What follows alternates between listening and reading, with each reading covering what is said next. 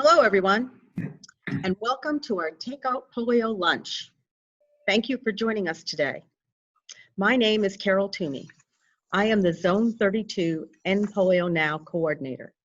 With me are several polio champions, and in the interest of time, I will not read their long bios of each of these esteemed polio eradication leaders. But I will introduce them now and assure you that we have a dream team of polio fighters. And so just kind of wave when I call your name. Rotary International Jeffrey Cataract. Rotary International Trustee Julia Phelps. International Polio Program Committee Chair Mike McGovern. Rotary International Past District Governor Ann Lee. And Club President John Nanny. It's fairly simple. Only 9% of Rotarians give to the #1 service project of Rotary. That needs to change. With most meetings as Zoom meetings now, the food aspect of Rotary is non-existent, as well as the cost of those meals. We ask you now to donate the cost of one meal to polio, or more, and enjoy a live streaming polio program as your speaker for today. All you have to do is go online to endpolio.org/donate. This program will be recorded, so if you are inspired to do so, please share with your fellow Rotarians and friends. You don't have to be a Rotarian to help rid the world of polio. I will now ask our trustee, Julia Phelps, to tell us a little about Rotary's role in ending polio. Julia, you're muted. Thank you, Carol. I'm really happy to be with everyone today. And back in 1979, Rotary International President James Bomar flew to the Philippines to participate in the beginning of this worthy project that today we know as Polio Plus. He administered 2 precious drops to a little girl and changed the Rotary world forever. Going forward in 1985, Rotary International launched Polio Plus, the first and largest internationally coordinated private sector support of a health initiative, with an initial fundraising target of $120 million. Imagine that. And then in 1988, Rotary International, along with the World Health Organization, established the Global Polio Eradication Initiative, or GPEI.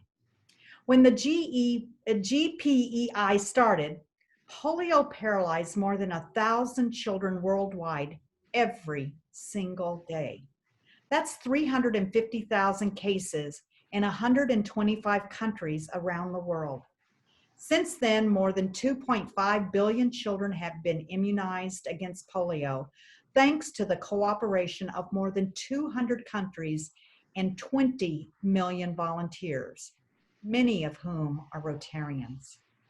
In 1994, the World Health Organization declared the region of Americas as polio-free, and 800 million children were vaccinated in China that year. In '96, Nelson Mandela officially launched the Kick Polio Out of Africa campaign, and 420 million children were vaccinated during the National Immunization Days. And then in 1997, the last case of polio was declared in the Western Pacific region. We were just a little bit too late for a little girl living near Phnom Penh, Cambodia. In 2000, a record 550 million children, almost 10% of the world's population, received the oral polio vaccine. The Western Pacific region, spanning from Australia to China, was declared polio-free after 3 years of no cases of the wild polio virus. In 2004, Africa synchronized their national immunization days in 23 countries, targeting 80 million children, the largest coordinated polio immunization effort on the continent. In 2006, the number of polio endemic countries dropped to 4: Afghanistan, India, Nigeria, and Pakistan. And in 2009, Rotary's overall contributions to the eradication effort nears 800 million. And in January of that year, the Bill and Melinda Gates Foundation pledges 355 million and issues Rotary a challenge grant of 200 million. And that was their first challenge grant to Rotary. This announcement resulted in a combined 550 million in support of the Global Polio Eradication Initiative. And I'm really happy to tell everyone that we met that goal, and we met it early. In 2011, the last case of polio, of the wild polio virus, was reported in India.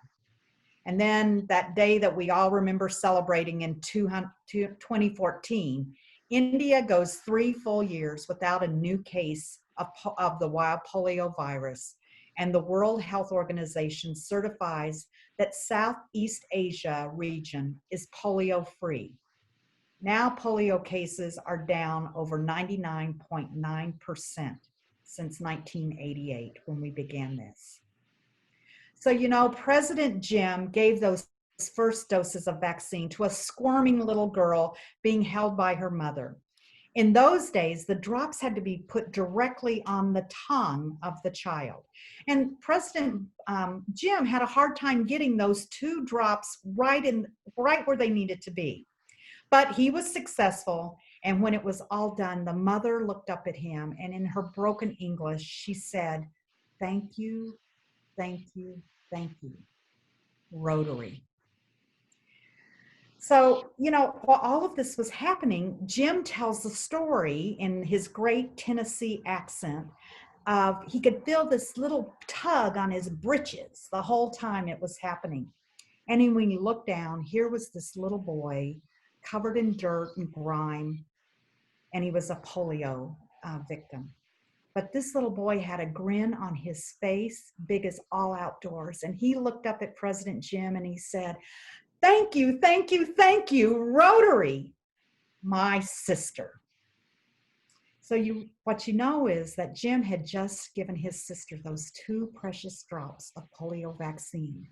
And that little boy's little sister wasn't going to have to suffer the way he did and was at the time. So our commitment to children around the world started 41 years ago. And we're not going to stop until every mother and father and grandfather and grandmother can say, "Thank you, thank you, thank you, Rotary." And that's why we're asking you today to donate to endpolio.org/donate. Thank you so much.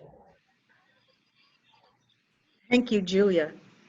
And that last 1% is within reach. It's easy to donate. As Julia said, endpolio.org/donate. You can sign in and get Paul Harris points for your donation. You can even make it a monthly recurring one. Now we'd like to hear from International Polio Plus Committee Chair, Mike McGovern. Thank you very much, Carol. Good to be with you, and good to see all these notes come in of everyone making donations. Very positive. I've been asked today to give you a little bit of update on how the coronavirus is impacting our efforts to eradicate polio. You know, coronavirus is affecting everything in the world, and polio eradication is no different. From the first notice that this was going to become a pandemic, the Polio Oversight Board had to pause house-to-house vaccinations because of the concern not only for the workers, but also of the people whose doors that we were knocking on to make sure that they didn't come down with the coronavirus. But that doesn't mean that a lot isn't still happening. The polio network that we all fund has been repurposed in part, but not totally.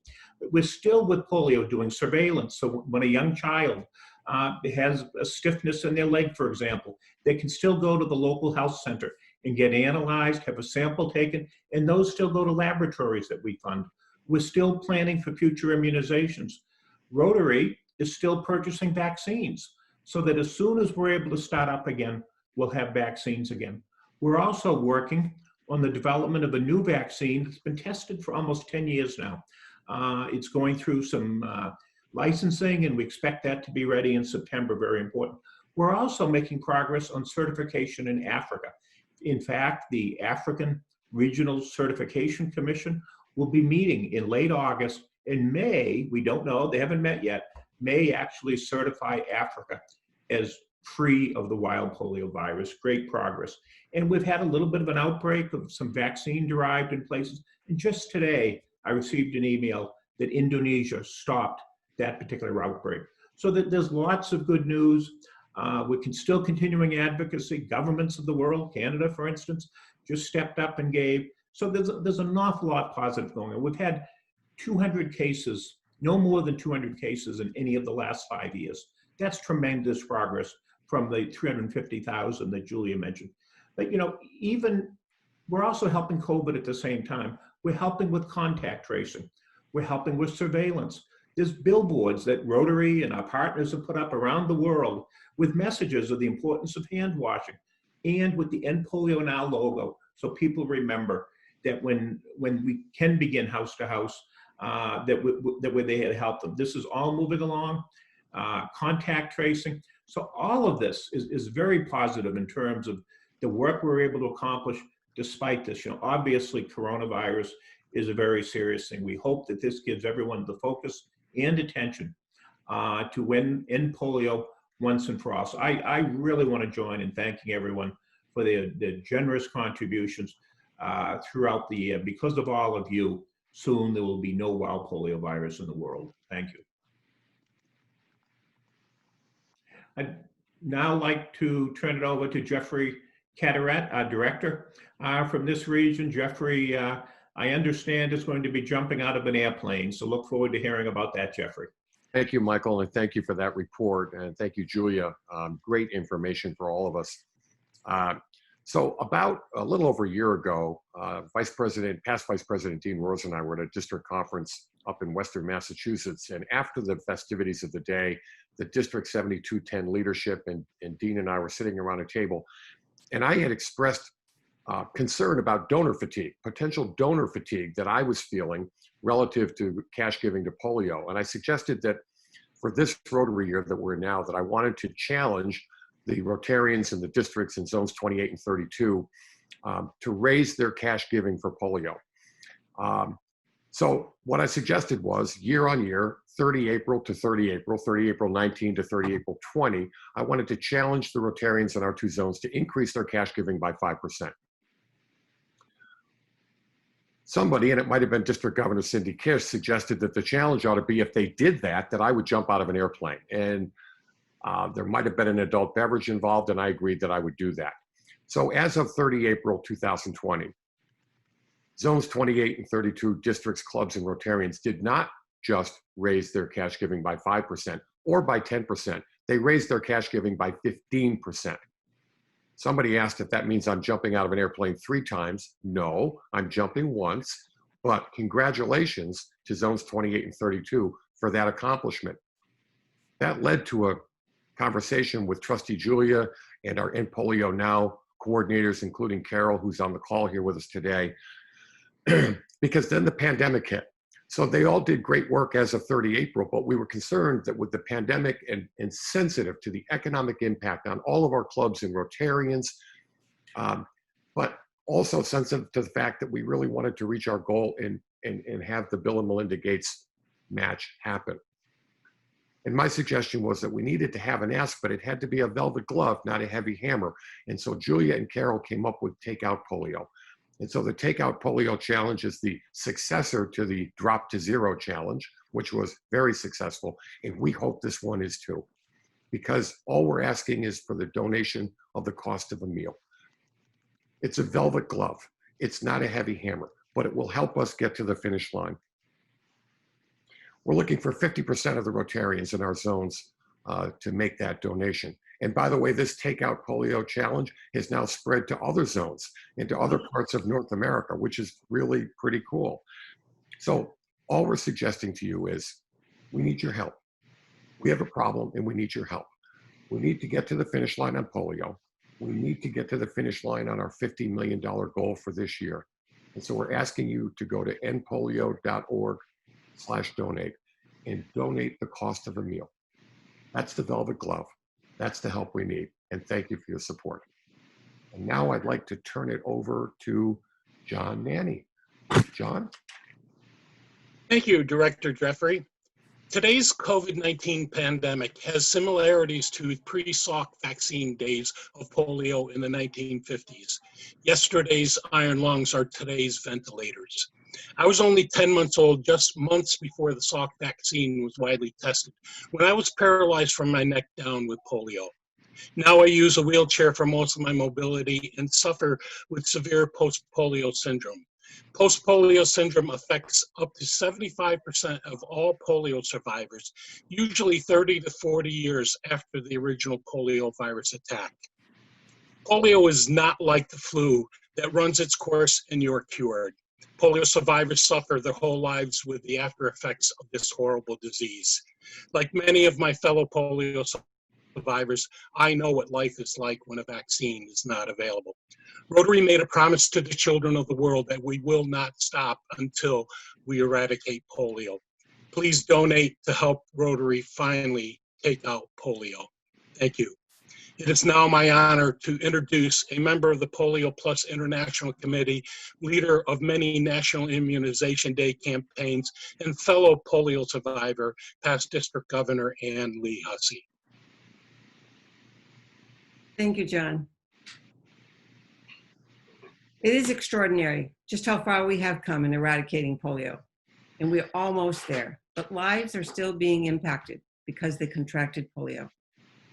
I grew up at a time when there were still polio epidemics here in North America, and my journey with polio began at the tender age of 17 months. As John just mentioned, polio doesn't go away after you get it. It lives with you forever. And that has really shaped my outlook on life, my way of wanting to help people. I've completed 30 immunization trips for Rotary and our partners, traveling around the world to vaccinate children. I don't want any child to suffer from the crippling effects of polio, as I and so many others have. It is totally preventable. If the polio virus continues to exist anywhere in the world, every child everywhere remains at risk. The day our world is certified polio-free will be a day of great relief for me. I dream of the day that polio becomes a disease of the past, when childhoods are no longer stolen and every child has the chance to run and play in a normal life. Every step that I take is my reminder of why we need to end polio. Every child you know, every child you see should be your reminder. We can defeat this virus. We can. We have the tools and we just need continued commitment. Thank you all for your support. It is extremely necessary that we join together and have that continued support of every Rotarian. Together, we will create a world free of polio. And we must never give up hope, because that's what it will take to reach that last child. Thank you for being here. Thank you, Ann Lee. Polio just doesn't happen to the child who gets it. The entire family is affected. We are always looking for unique ways to raise funds for polio eradication, so I hope you enjoyed this program.